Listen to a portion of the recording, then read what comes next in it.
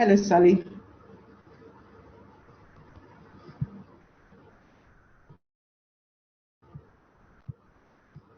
Hello, Sally. Can you hear me? I can hear you. Can you hear me?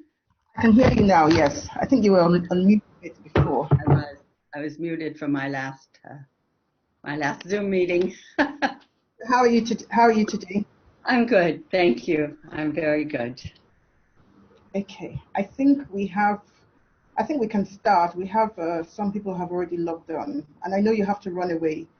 Yeah, at 10:15. So I think the earlier. So it says we have 23. They're still coming in every minute or so. Yes.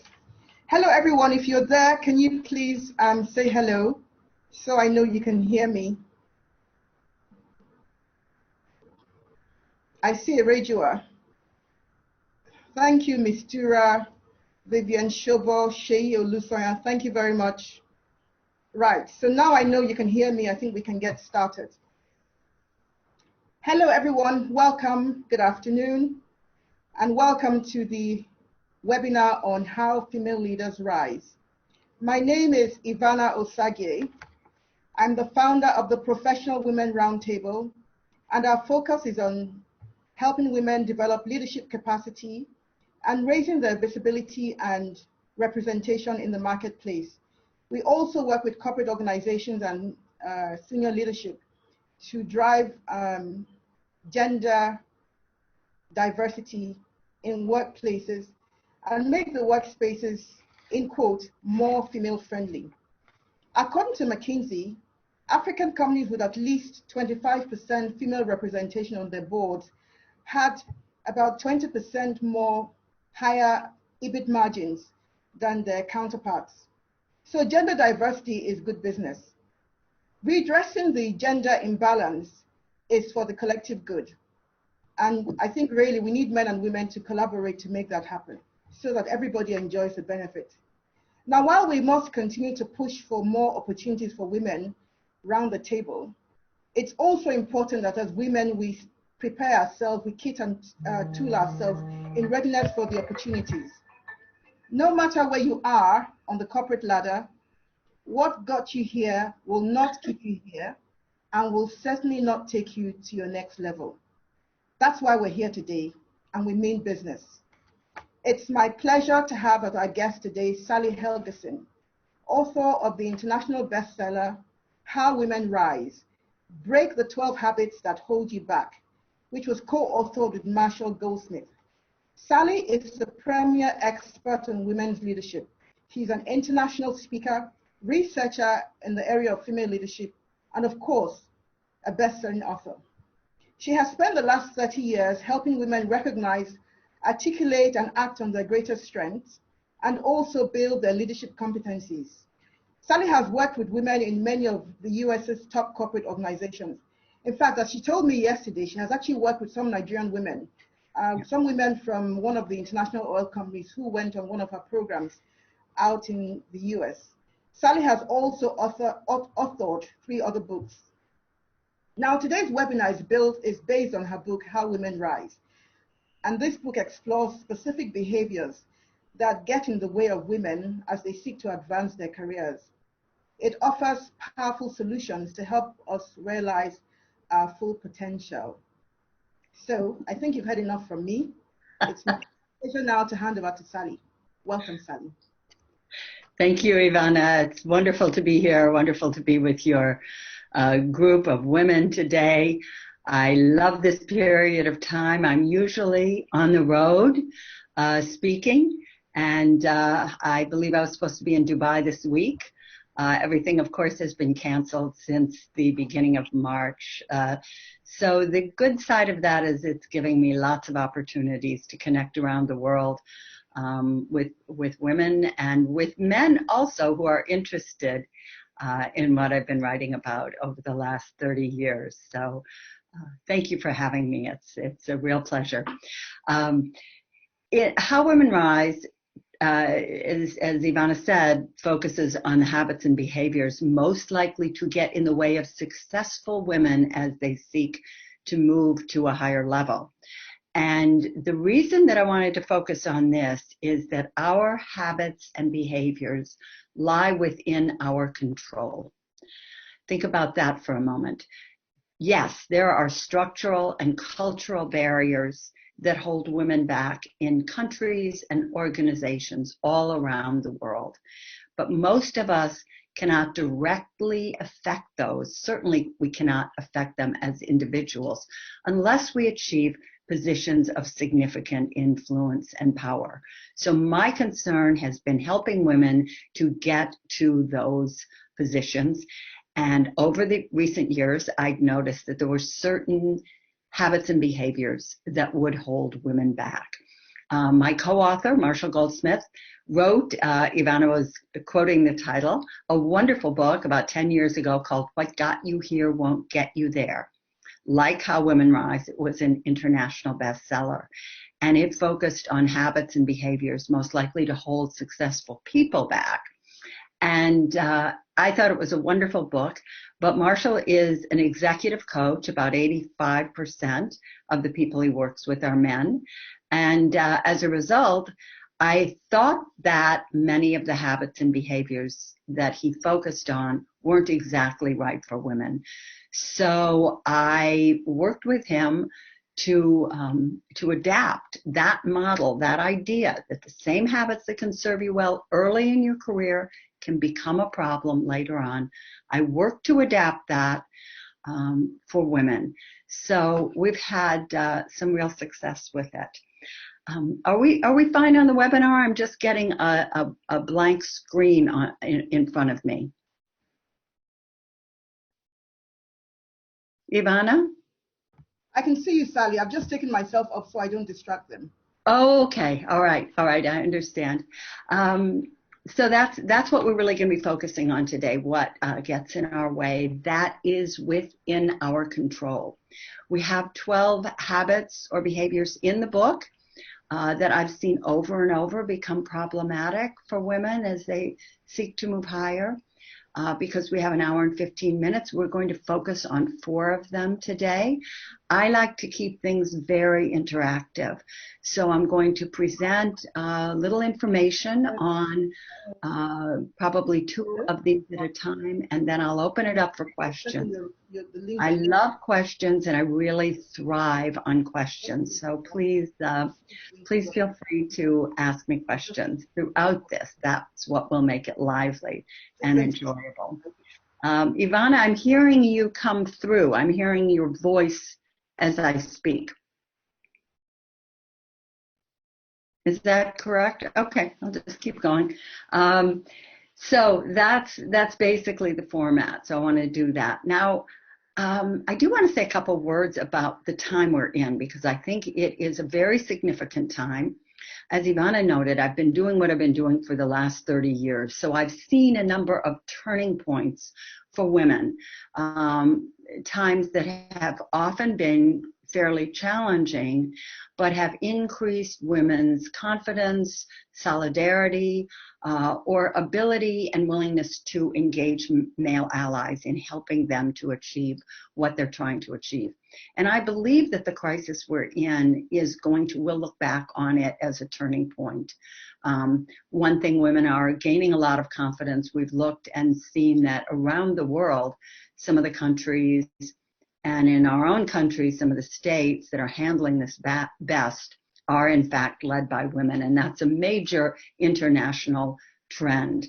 And so I think that there are many opportunities for women as leaders to begin to step up their game in this period of time.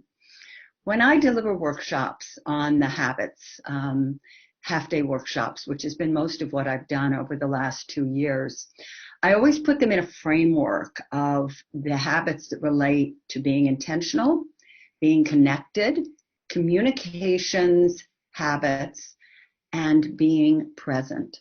And what I'm finding is that for myself, that intentional, connected, and present frame is very helpful for me right now when my life and my work and my daily existence has been as disrupted as it has been. I try to be very intentional about how I use my hours and even my minutes in this environment in order to serve what I'm trying to do in the world.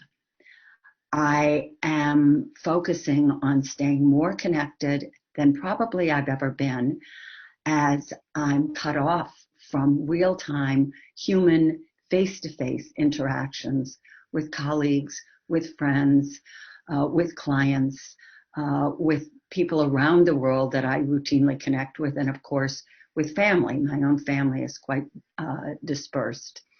And I'm working very hard to be present at all times, and that is to show up fully for the moment, for the person in front of me. That includes every one of you, even though it's virtual, and for the task, for what I am trying to achieve, for what my intention is. So that frame is really helping me here. So I invite you to think about that as something that may be helpful, not just in getting you through this time, but in using this time as a pause moment to really think about how you can move forward in your career and create a life and career for yourself that is really sustainable, energizing, and rewarding. That's what I work for women.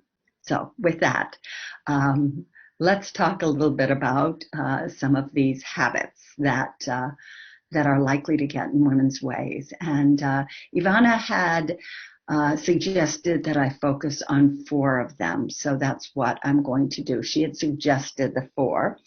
And the first is overvaluing expertise. And I find this everywhere I go around the globe, particularly with women who may be engineers or in law or accountancy, but really as a very common thread for women, overvaluing expertise. What does that really mean?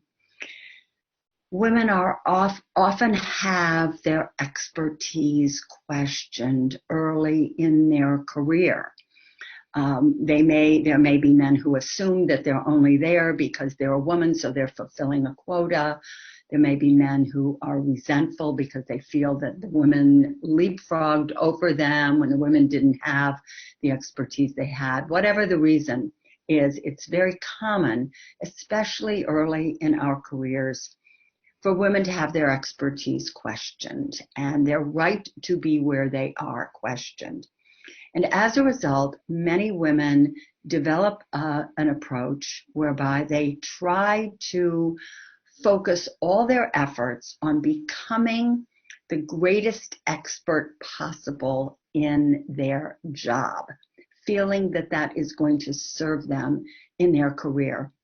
And I find it very common when a woman will say, I can't believe I didn't get that promotion. I did so much better job at the job I had. I knew so much more about it. I was so much more skilled and expert at that job. And yet the job that I wanted went to someone else. And when this happens, it's often because, yeah, of course, it can be good old boys network. There can be all kinds of reasons. The fix could be in. But it can often happen because the woman has spent so much time investing in her own expertise, building it up, that she has forgotten to also focus on building the right connections that will serve her going forward, and also build visibility. In my experience, working in this field for 30 years, every really successful career is built on 3 legs: on visibility, connections, and expertise. Expertise is important, but it won't get you where you want to go. Now, it's interesting because, again, in fields such as engineering and accountancy, you often will find men who do overvalue expertise and get trapped in trying to do the best possible job and build all their skills in whatever field they're in and become a domain expert rather than doing the work of building visibility and connections. But one thing that I find very different about women who get caught overbuilding their expertise and men who do is that even men who do that never don't feel ready for the next step.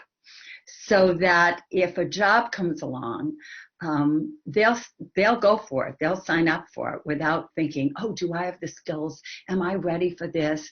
Maybe I need to prove my expertise a little more in the job that I have. Whereas I have heard for 30 years from headhunters and search firms and from internal people that women will often be hesitant to apply for a job unless they feel that they have all the skills that are needed to do that job. But in fact, you are only qualified. You only have the skills that qualify you for the job you have. So if you always feel like I have to have all the expertise in order to do the next job, then you're not going to apply for it. You're not going to feel that you're ready yet. And the sense of not being ready seems to be more significant and more of an issue for women than for men. So overvaluing expertise, look at yourself, look at the presumptions you might have about your job and what skills are needed and how those skills will serve you going forward throughout your career. And make sure that you're not overvaluing expertise. One of the other habits in the book that really aligns with and goes along with this overvaluing expertise is very common among women, and that is putting your job before your career. So in the same way that someone who is overvaluing expertise will expect that their skills, that their expertise should and will translate into the next job that they have. Someone who puts their job over their career, it just keeps their head down and invests all their energy in the job they have, trying to please their boss, trying to please their team, and figuring that by doing this, their career will unfold in a way that's comfortable for them. And you can really get stuck if you take this approach, because you can become, when you put your job before your career, you can become invaluable to your boss or your team. And I've worked with women. I worked with a woman in a technology company up the road from where I live in Boston. And she told me, she said, my boss told me that he was going to recommend me for a certain job. He said, but then he realized he could not afford to lose me. That I did such a good job. I was so valuable to him that he decided not to. And she said, you know what? I actually felt good about that for a couple months. I thought, boy, I really am valued by him. She said, and then I started thinking about it. And I thought, does that mean that I'm going to be in this job for the rest of my life? That I'm not going anywhere? So the next time a job came along that she really wanted, she thought about it. And she went into her boss's office and she said, I want this job. I want to apply for this job. And I need you to help me. And he said, of course I'll help you. You've been great. So she was assuming that he would think she was being disloyal, that she was just using him, something like that. And of course, he wanted to support her. So that had a good outcome, but it didn't really occur to her to engage him until she saw, wow, he's so dependent on the job I've been doing that if I don't find a way out of this, I'm going to be stuck. So women often, one thing we do know about women, and the research, McKinsey, Catalyst, etc., shows this, that women as employees tend to be much more loyal to their company, loyal to their boss, loyal to their team. And this is a good thing. This is a good thing. It's good to be a loyal person, but you don't want to be loyal in a way that makes it impossible for you to really fulfill your full potential. And that's what happens when you feel that you have to prove your loyalty to your boss or to your team endlessly by staying in the job that you're in. So I think you can probably see how these two habits and behaviors really align together. And I'd love to take any questions you have directly on them, experiences you may have had, so that I can be helpful to you. So Ivana, I'll let you open that up. Yes, so ladies, if you have any questions, can you please type them in the question and answer box, and Sally will take them before we go on to the next session. Okay, I've got one question here, Sally. Okay. It says, many women have found it expedient to minimize their feminine side and maximize their tough side in the race to the top. Unfortunately, they sometimes end up losing empathy. This loss of empathy could eventually be the key that leads to career derailment. We know the world now places a premium on charismatic leaders. Please share your perspectives on how to balance the required toughness with empathy. I think this is one of the most important issues for women, and guess what? I've seen it done superbly. The most powerful, effective women leaders that I have known and worked with all around the world have been really expert at balancing being tough. That is, what do we mean by tough?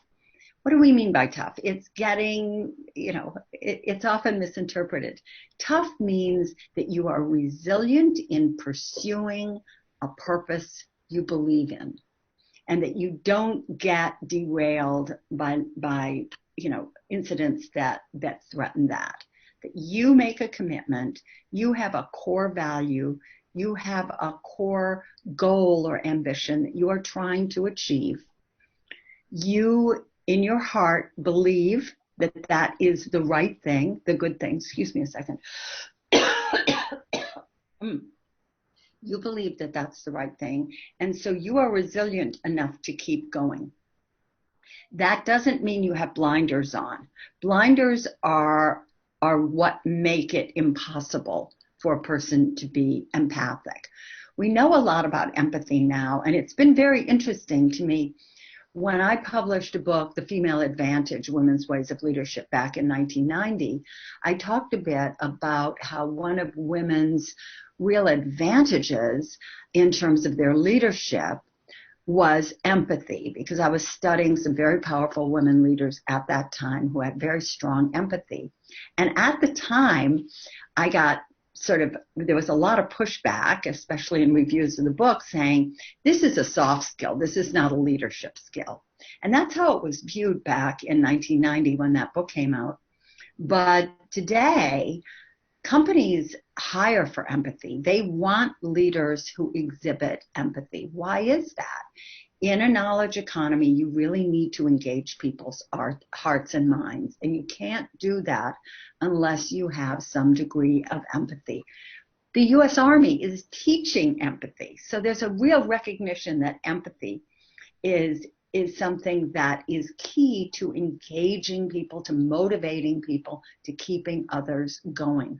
So you never want to get to a place where your resilience and your dedication to trying to achieve what you're trying to achieve in the world becomes so one track that you don't have the ability to hear and to listen.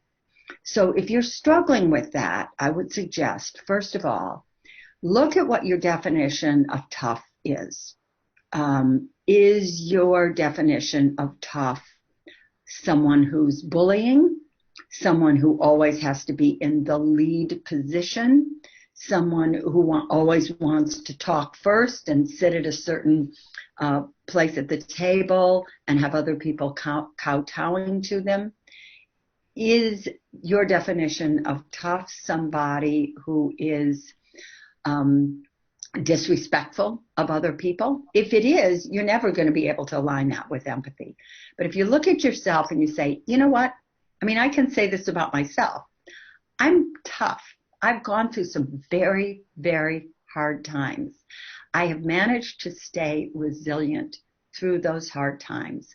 So in my estimation, that makes me a pretty tough person. I don't get pushed around. On the other hand, I'm always seeking and working to be aware of what the feelings and concerns of other people in the room are. One of the most effective ways I find to do this, and it's something I actually learned from Peter Drucker, who's sort of thought of as the father of modern management, at least in the Western part of the world. Peter Drucker, very powerful leader, said that whenever he was in a meeting, he always spoke last, no matter what. He listened to what everybody had to say. He knew partly as a powerful person that if he started speaking, everybody would sort of agree with him. But he wanted to hear from other people. So I think there are many, many ways of demonstrating your empathic skills that have to do with listening, that have to do with attention, and that you can align those with your intentionality. And if you can do that, in a powerful way, it is going to make you a charismatic individual, because people perceive charisma as someone who is able to connect to their hopes and dreams. Thank you, Sally. We've got quite a few questions. Okay, I'll make my answer shorter then. Another one says, in trying to be intentional about your career, how do you deal with allegations about being overly aggressive? The way I deal with allegations, or the way that I've seen women effectively deal with allegations about being overly aggressive, is to not worry about them.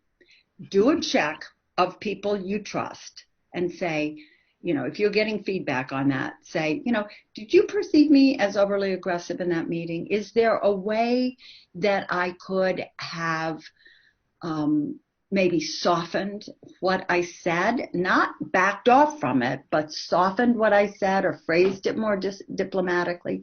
Ask someone that you trust and whose opinion you really value.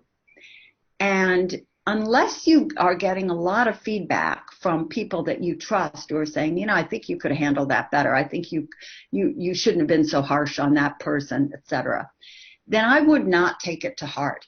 In my experience, and this is one of the most important things that I think I'll probably say during the time I have with you.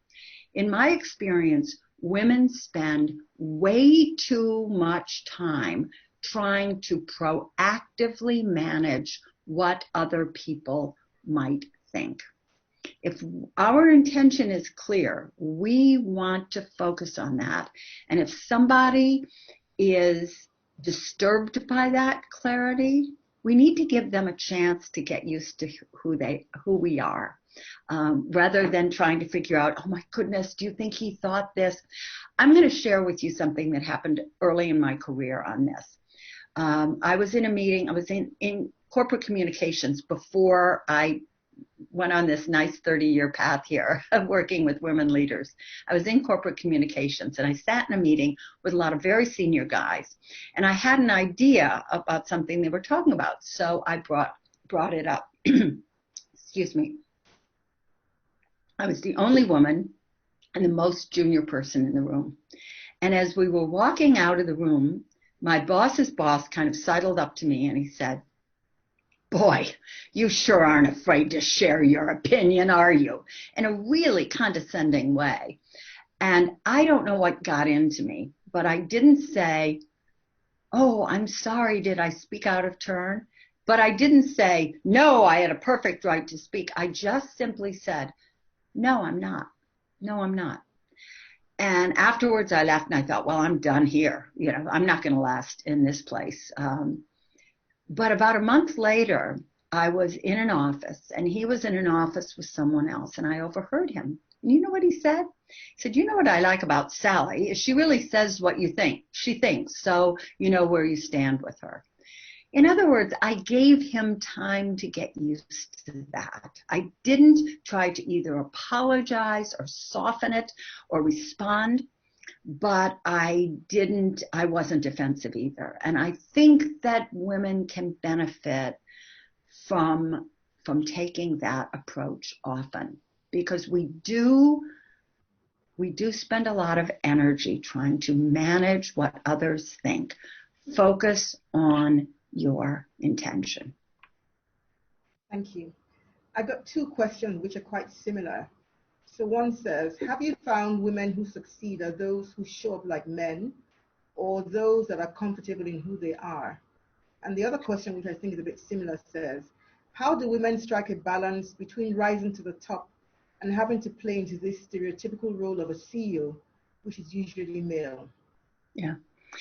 Yeah, I think that in the long term, women don't benefit by acting like a man. It can look like it has short-term benefits, but let's turn it around and look at it from the human side, from the internal cost side. When you are employing a lot of energy to show up as something that is not really authentic to you, you're wasting energy and you're exhausting yourself. And you can come to feel like, is this really worth it? Because you're putting a lot of work into being someone else. So I think, and look, all of us are a different blend of different characteristics. Some of us are more brusque than others. That doesn't mean we're a man. Some of us are more decisive than others. Some of us are more focused on, bottom line results, as opposed to trying to manage or assess what the temperature of the team is. We all have a different balance, a different mix of characteristics that can be regarded as female or male. So I think that the real challenge is to try to show up as the individual that you are.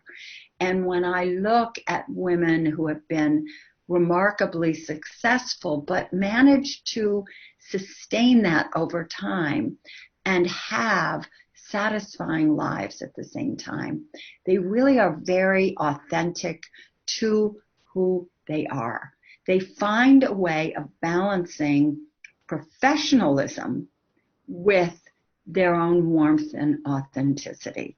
So I think that might be a better frame, a more helpful frame for people to think in. Not, am I being male, am I being female, but how well am I balancing that professionalism? I want to show up as a professional here. But I don't want that commitment to being professional to undermine my own warmth and humanity. So that's, I think, really what we want to do. And again, the women I see who are not only very successful in terms of top positions, but are inspiring as leaders and are people who have lives that they love, they're the ones who are able to do both. Okay, this question it sort of leads on from what you just said. It says, as a leader, you have to have a professional image. How do you balance that with your more casual and relaxed style, especially in a male-dominated workplace? I think that it's always important to assess what the situation is. And you know what? If you're confused about how to do it, opt for the more professional style. Professional does not need to mean that you don't have a degree of warmth and humanity. Professional just means that you are, to some degree, adapting. It's not even a persona, but you're looking at what is required in this situation rather than who am I. What is required? What skills are required? Shall I talk less? Maybe so. So I think that you look at your communication habits especially your communication habits, and think, how can I make sure that these are professional, but also effective in conveying what I want to say.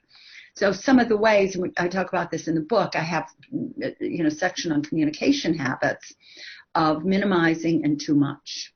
Minimizing is either by verbal communication or your physical body communication, sort of minimizing the impact. Oh, I just have one thing to say.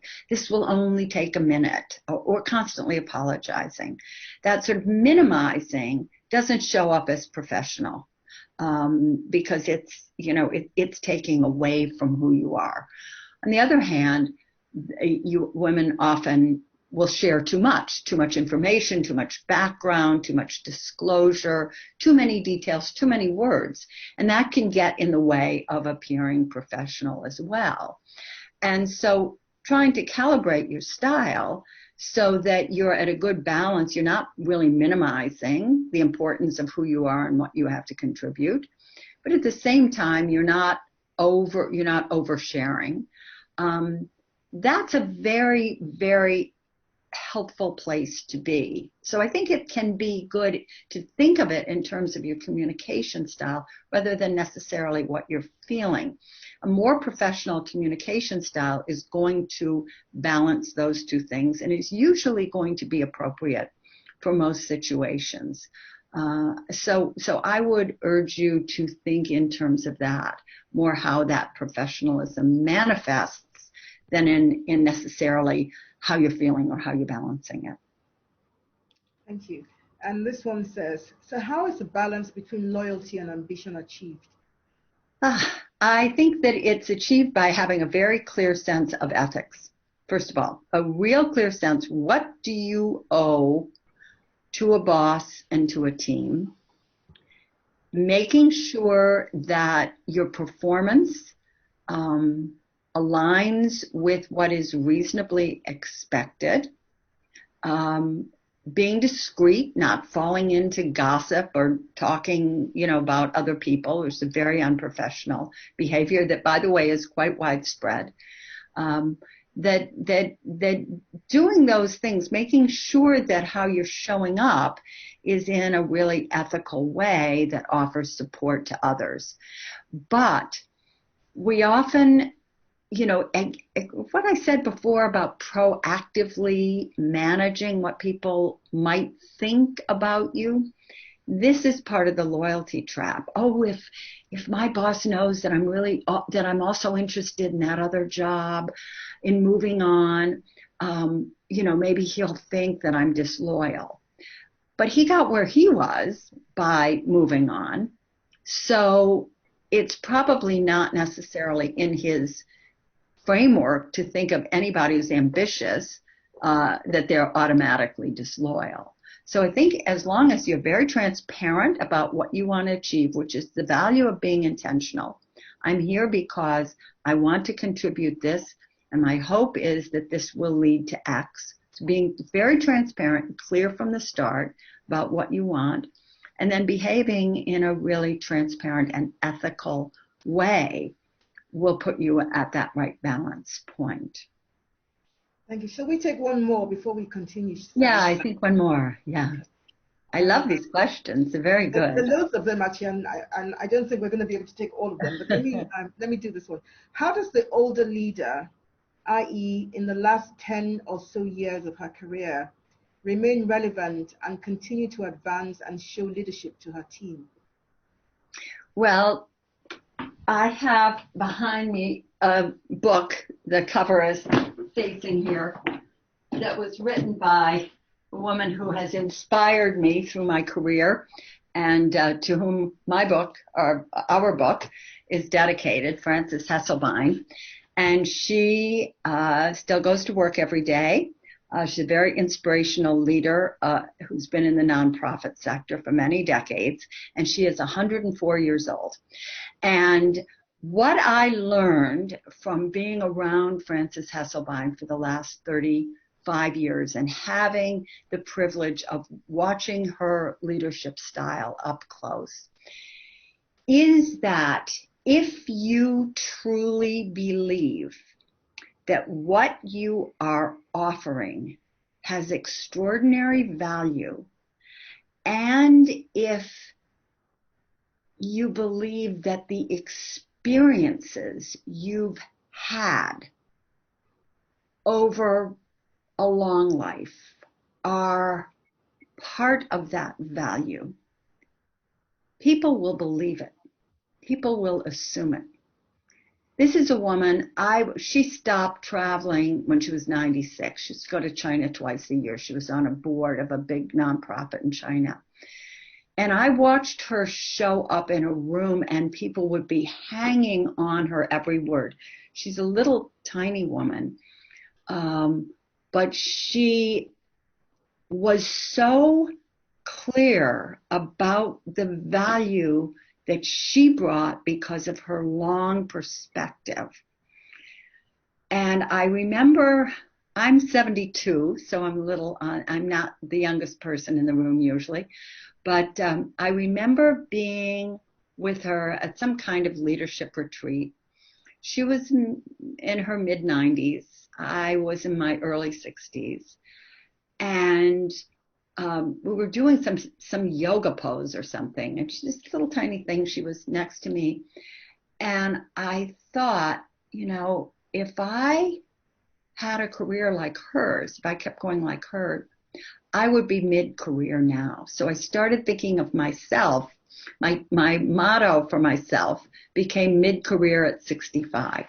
And what I realized is that as I moved towards 65 at that time, which I was, that if I could believe strongly enough in the value that I brought by having inhabited so many worlds and known so many people and had so many experiences over my long life, that people would not question my authority, and in fact my age would become an advantage. And I believe that very, very strongly. And I think that that's something, I've seen women definitely achieve. I'm looking in my own country at Nancy Pelosi, a dazzling leader. She's 86. And so I think that it's really looking to what is it I bring that is extra and that is special, because I've had this long experience. And how can I believe in that and share that and help people by using that? And then I think that issue begins to go away. Thank you. So it's really about the value that you place on yourself. It's the value that you believe you bring, and your fullness, the extent to which you're able to show up in support of that. Thank you. Shall we move on now to the next two habits? Yes, we shall. And these again, Ivana had asked me to focus on them, and I'm finding more and more interest in these two habits. And they are ruminating and letting your radar distract you. Now, what is ruminating? Ruminating is going over and over what you feel you might have done wrong in a specific situation, so that you can, in your own mind, you're rationalizing that, so I can really learn from what I did wrong here. I need to go over this so that I can figure out what I did wrong, and next time I'll be better. So you fall into a habit of real self-criticism, self-critiquing after you do something that you feel was in some way less than perfect. And research shows two things. First of all, that this is much more common in women than in men. Men generally don't spend a lot of time regretting, did I say the wrong thing there? Might somebody think this? Should I have been more that? They're just, yeah, okay, let it go. So women do this more. So that's one thing research shows. The other thing that research shows is that even though we feel that it can be helpful to us in terms of amending our behavior going forward, it doesn't. It undermines us, and it can actually put us in a kind of a spiral where we get captive by negative emotions and thoughts for ruminating. So it's very important, if you identify yourself as a ruminator, to have some way of getting out of it. And it's often a reminder or a mantra. Once you know that it's actually not effective, having a little reminder can be helpful. I was working, my co-author, Marshall Goldsmith, is probably as the least ruminative person I've ever met. He never gives himself a hard time. And he said to me once, he said, you know, whenever I've worked with a woman, no matter what her position has been, if she's been a CEO, if she's been the head of a major nonprofit, if she has been a senior military officer or government official, he said, every woman I've ever worked with, at some point I had to say to her, please don't be so hard on yourself. Because women tend to be hard on themselves. When we're hard on ourselves, also, we tend to be hard on other women, and that's not going to serve us well either. So I was working with Marshall on the book, and he has an apartment down in New York. They live in California, but he has an apartment there, and I live about 100 miles north. And we were working for a day, and neither of us kept our phones on when we worked, but he got a special beep, and he picked it up, and it was his assistant. And I heard him, and he was saying, oh, I was supposed to call Dr. Kim at 2. Oh, okay, I forgot. I'll call him back. So he hung up from his assistant, and he kind of looked at me, and he said, oh, well. And, oh, well, I happened to know who Dr. Kim was at that time. He was the CEO of the World Bank. So I'm going on the train home that evening, and I'm thinking, if I had forgotten to call the CEO of the World Bank, would I be saying, oh, well? No, I would have been reviewing my entire life to see where I'd gone wrong and why I was such an idiot, and giving myself a terrible time about it. So the next day, something happened that I was a little disturbed about, and I started ruminating on it. And I decided what I was going to do. I just went to my laptop, and I printed out on the printer in the biggest font that it would accommodate the words, oh, well, and I hung them over my desk. So I think that we can benefit by less rumination and more, oh, well. Ruminating can really keep us stuck, and we can fall into the habit of a very negative and demeaning internal narrative about who we are. Now, radar, not letting your radar distract you, is a very interesting one, because I think women's radar often serves rumination. And what do I mean by radar? Neuroscience shows that, in fact, and this is true around the world, this is not culturally determined, that women have a much broader spectrum of notice than men do. That men tend to be sort of laser-like sequential noticers, looking at one thing at a time, whereas women tend to have a much broader spectrum of noticing they're making a presentation, but they're noticing the people in the room, they're noticing, the temperature, the trees outside, whatever. It doesn't mean they're not focused on what's going on. It means that they are accommodating a lot of information at one time. Neuroscientists show that women's attention is engaged in multiple points at the same time, whereas men's tends to be very sequential. So this can be an enormous advantage for women, this capacity for broad spectrum notice. When harnessed, can really give us insights, thoughts about the future. It's particularly of value in a period of rapid change. And I believe it's the fundamental reason that women through thousands of years have been perceived of as having intuition. The intuition comes from that broad spectrum notice, and also from the ability to empathize and see what other people are thinking and feeling.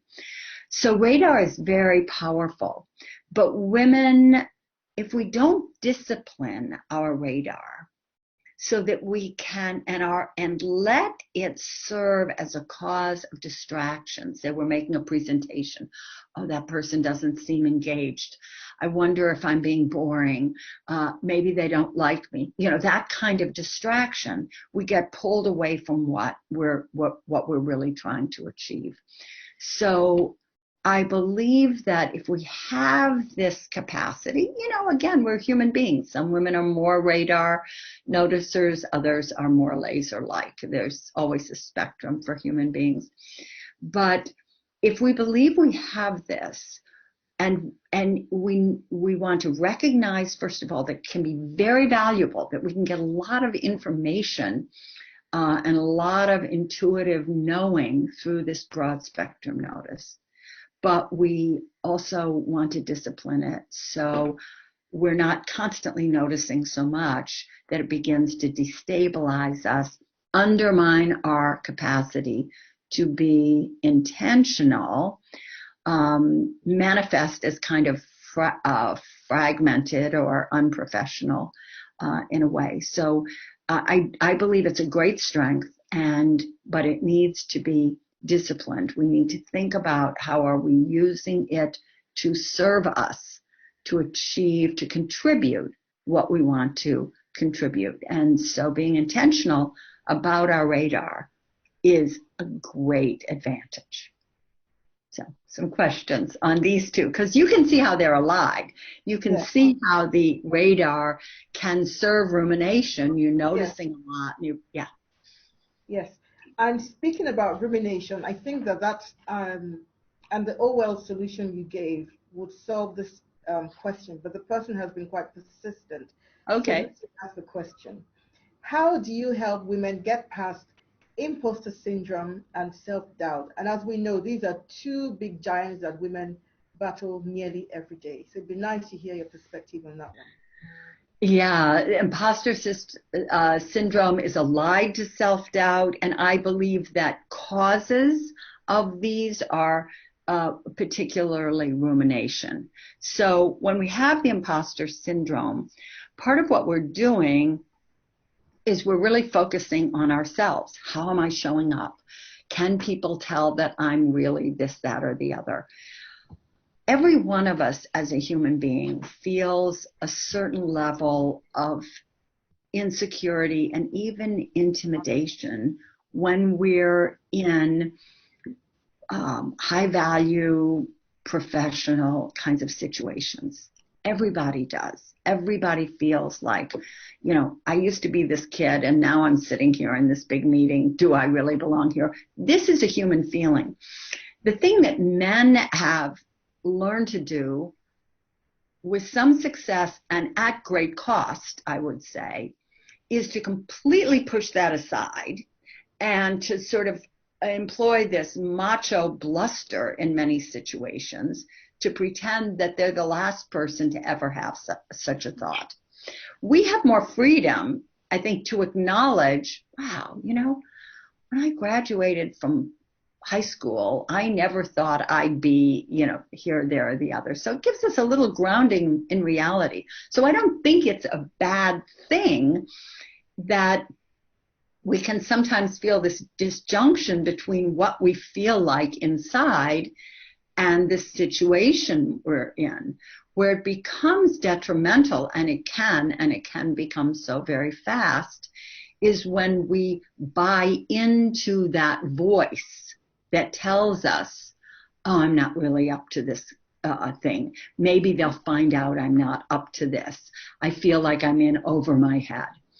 So when we buy into that voice, that becomes the imposter syndrome. So I think a very important thing to do is to share that struggle with someone, again, someone you trust. If there's someone in a meeting where you feel particularly imposter-like, then is there someone you really trust in that meeting who you can say, I still struggle with the imposter syndrome, and I particularly feel it in this meeting. So just when you get out of your isolation and get out of your head and get out of the over-analysis that is a result of insecurity and wondering if you really belong here, and start to enlist other people to be helped and feel more seen for who you are, then that's going to make that less of an issue.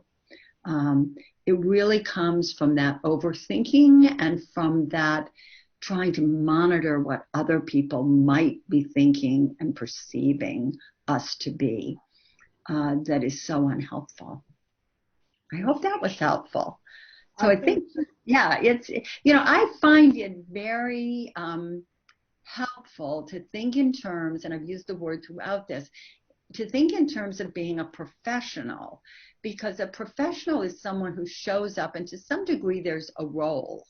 A professional actor is known by the fact that she will get up on stage if she's feeling sick, if she's got a toothache, if her husband left her that morning, whatever's happening, she's there and she shows up as a professional, and she's not getting sidelined by a lot of other stuff. So there's, to some degree, there's a role, because the most authentic thing is to say, I really don't feel like doing this. My husband just left me. My life's a disaster.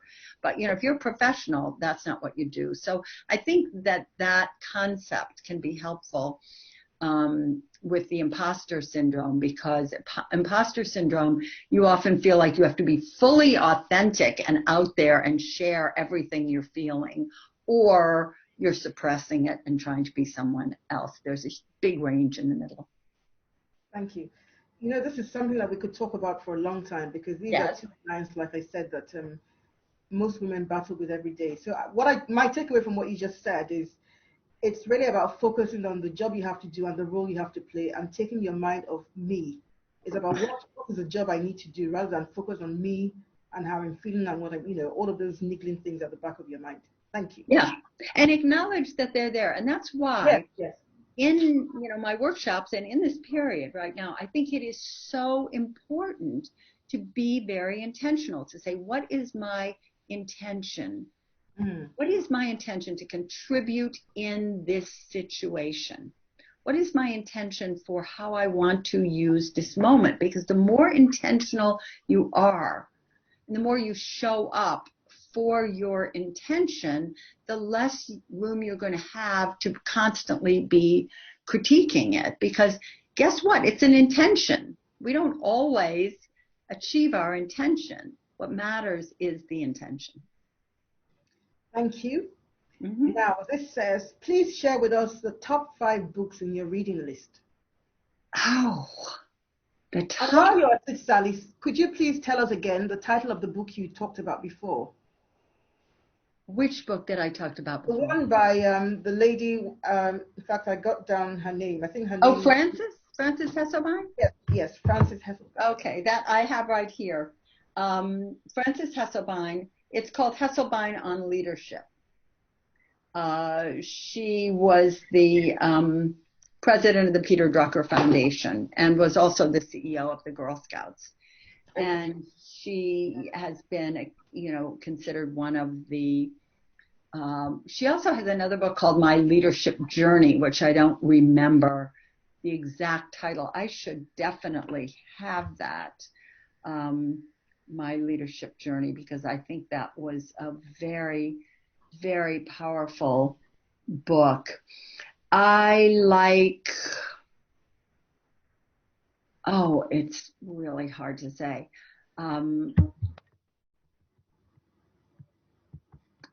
There's a great book by Margaret Heffernan called Willful Blindness. She's a UK writer. It's a wonderful book about how we let ourselves be undermined. The book that I've enjoyed the most in the last year, well, there are 2 books I'm going to recommend from this year. The book I've enjoyed the most in the last year, and I think has really made an impression on me, is by an Argentinian business professor and sociologist named Tommaso Chamorro Premuzic. And Premuzic, the book is called Why Are There So Many Incompetent Male Leaders? Isn't that a great, it's a wild title. No wonder. And what his thesis is, and he's done a lot of meta research, that is putting together lots of different surveys.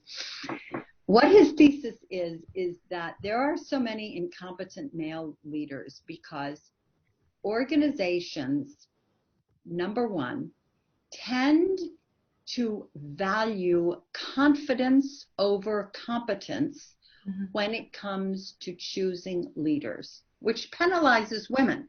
And think about it. Women are out there trying to prove endlessly how competent they are. And what the organization is really looking for is someone who seems very, very confident in terms of what they have to provide. So organizations make a poor judgment when they're looking for leaders by looking at confidence primarily over competence. And secondly, organizations do a remarkably poor job of assessing overconfidence in men. And it's really a fascinating book because he talks about, and do we see evidence of it every day? Oh my goodness, look at our country.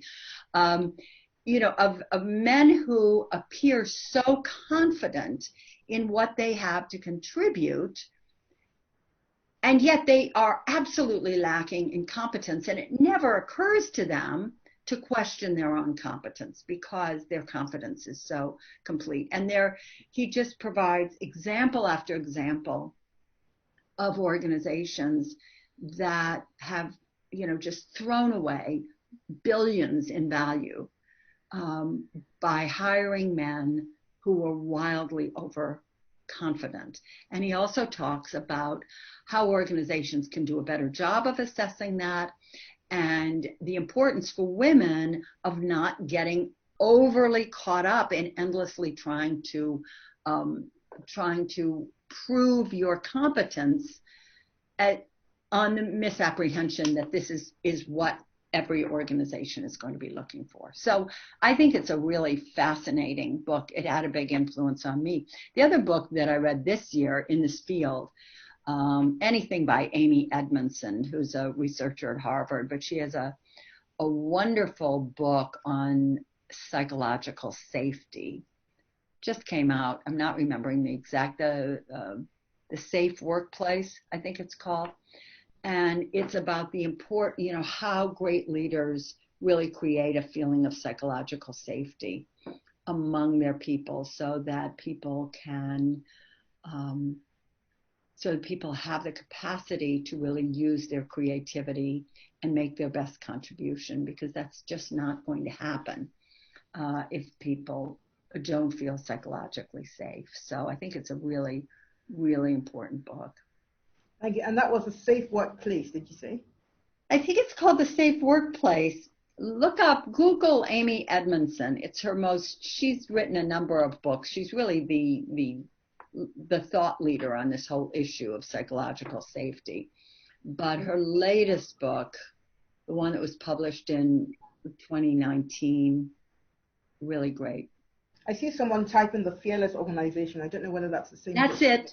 That's it. They're right. The Fearless Organization. And what was the book you said was by a British author? Oh, Willful Blindness, Margaret Heffernan. Willful Blindness. Blindness, yeah. Okay. Margaret Heffernan, who I think is an overlooked writer and thought leader, also wrote a book called How She Does It, about women who had left their companies and become entrepreneurs, and what had inspired them to do that, what they brought to their organization, what they brought to the world by doing that, the kinds of companies that they created. It's a wonderful, wonderful book, How She Does It. Thank you. Sure. We have more questions. So it says, women sometimes focus more on gaining acceptance and likes by the subordinates than driving performance.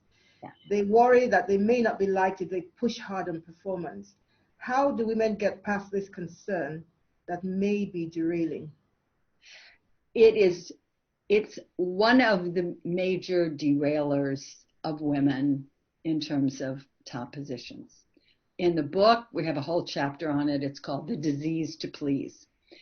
That is where you put the need to be liked and approved by everybody above what your intention, above what you are trying to contribute, in the belief that really that's your job, is being liked. And this makes it, this is one of those classic what got you here won't get you there behaviors, because often people who are very good at pleasing others, it's really helpful to them in the early and the middle parts of their career. But when you get into a senior position, it is terrible. It works so much against you, because you're going to have a very hard time holding other people to account for what they're supposed to be doing, because then they might not like you if you hold them to account. You may end up doing other people's jobs, parts of other people's jobs for them, because you recognize that they have, this or that problem. So then you undermine your own effectiveness. Women who have the disease to please at work often also have it at home, so that they feel that at all moments their judgment as a mother is going to be that whether their kids are pleased with them at every moment. That's a kind of a non-starter. Or their husband, so they feel like they have to be pleasing at every moment. And it just is really unsustainable as you move upward. And it gets in the way. I worked with a woman who had this disease to please, quite badly. She was a hospital administrator, very senior, and she had before been head of, community engagement at the hospital. And she was still doing her old job because everybody loved her so much. The community engagement people, they still came to her. Somebody else had taken that job. And she felt like this loyalty, or she, was trying to please all these families by still doing the job she used to do. It was undermining the job she was doing. She was taking away all power or any potential for career development from the new person, which she wasn't even thinking about.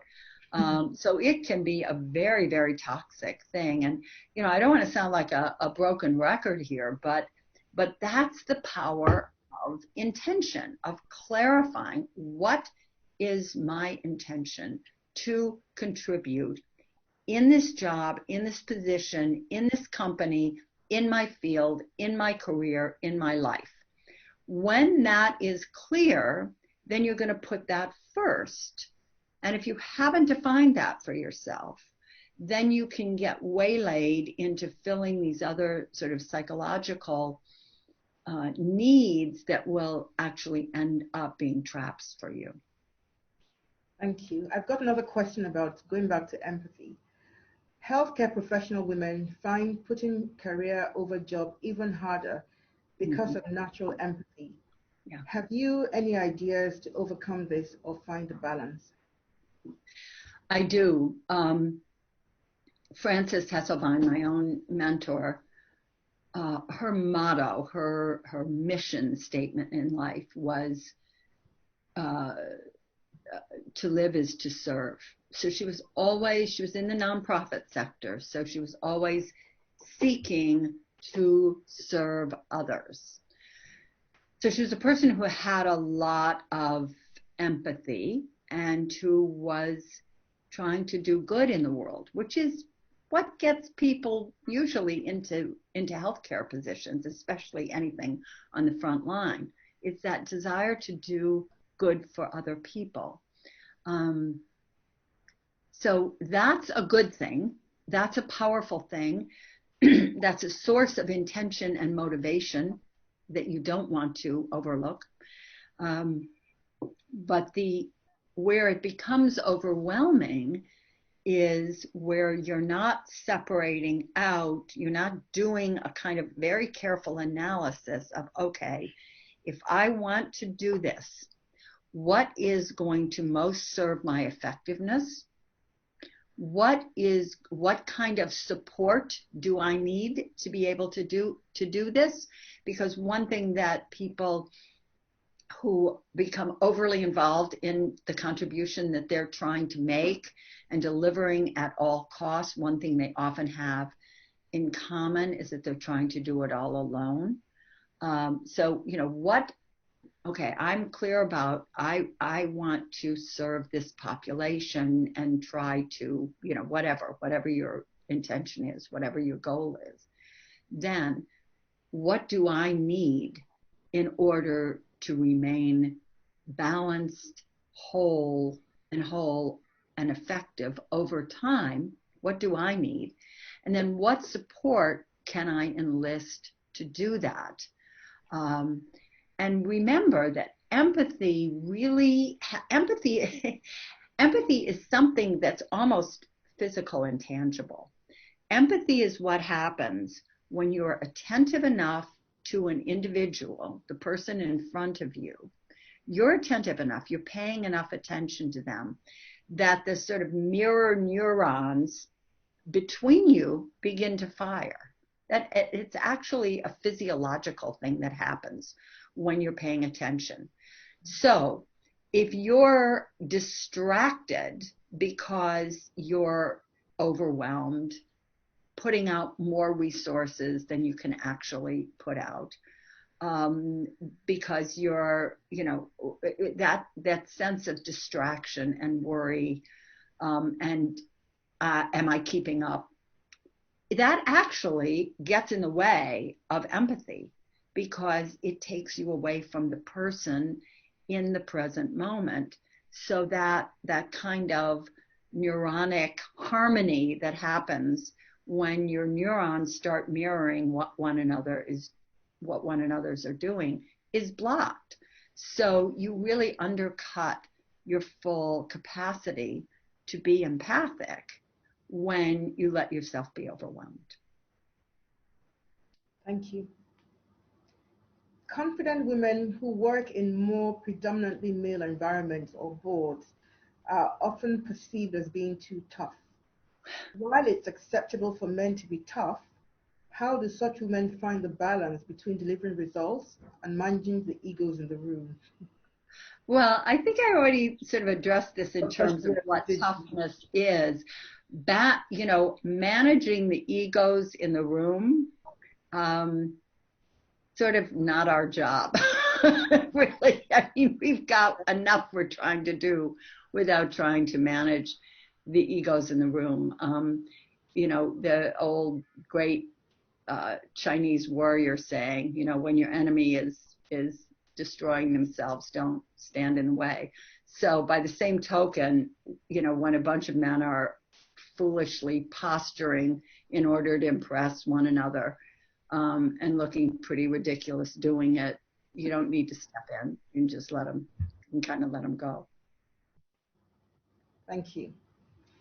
We have 2 minutes left.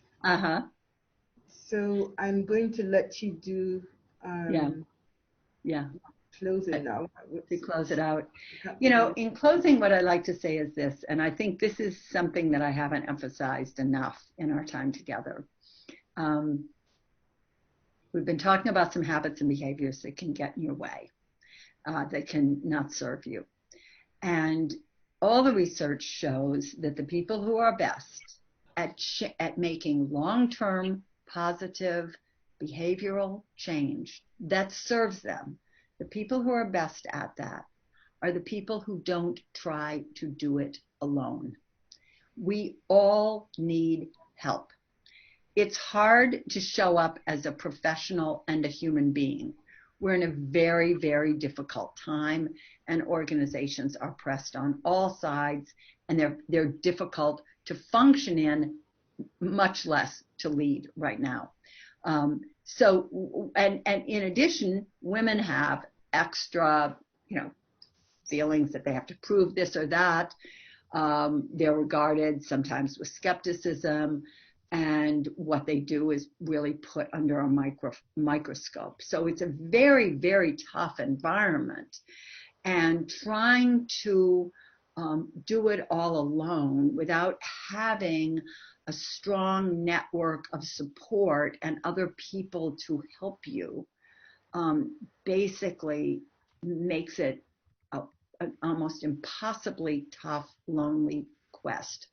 So the one thing we haven't talked about enough is really enlisting allies to help you in your journey as a leader, whether it's in the specific job you have, whether it's in the field, and getting people involved in supporting you. And one of the powerful ways of doing that is by enlisting, by engaging people informally to help you work on a habit or behavior that you determine is getting in your way. Enlisting them informally, like I talked about before with the imposter syndrome. Say, I talked about the communication habit of minimizing. If you notice that you do that out of some insecurity, if you've had feedback that you do that you apologize too much, many women do that, or that you aren't clear enough or forceful enough in your presentation, you're hedging it, or I just have one thing to ask, then you can ask people, I'm really working on trying not to minimize my communication because I'm very dedicated to the idea of showing up like a leader in this situation. Would you just watch me in this meeting we're going into and let me know if you think there's some improvements I could make? Or you can do it the other way. You can say, I say it's the too much thing. Say you're sharing too much, the communication habit, because it's good to break things down and go with what is the behavior I'm trying to address rather than what is the feeling that I'm trying to change. So what is behavior? You're too much. You're sharing too much information. You can go up to somebody and say, I'm working very hard to get more concise and clear in my presentations. And I noticed that you're really good at that. Is there anything you do? Are there any, is there any preparation you do that you could share with me so that I could get better at it? That would be very, very helpful to me. So you're just, on one hand, you're making yourself a little bit vulnerable by talking about what you're trying to do. But you're being very transparent about the fact that you're trying to improve yourself as a leader. And then you're enlisting other people to some degree, help you, give you ideas, give you support in the room, whatever it is. And it's a very good way of starting to build a network of allies. We've gotten to a point, sponsors and mentors, very, very important for women. But they're only part of the picture. Really having that network of allies and peers and colleagues and people in the room who support you is going to be invaluable and is really going to help you with a lot of the things we've discussed. Thank you very much, Sally. I know you have to go now. It's been wonderful. I've really enjoyed it. There have been so many good questions, and if anybody has anything really pressing, let Ivana know, and you can send me the question on LinkedIn. I've really enjoyed it. It's been a wonderful opportunity, and good luck to you all. Thank you. I think that we probably would like to have you back again later. Okay. Offline.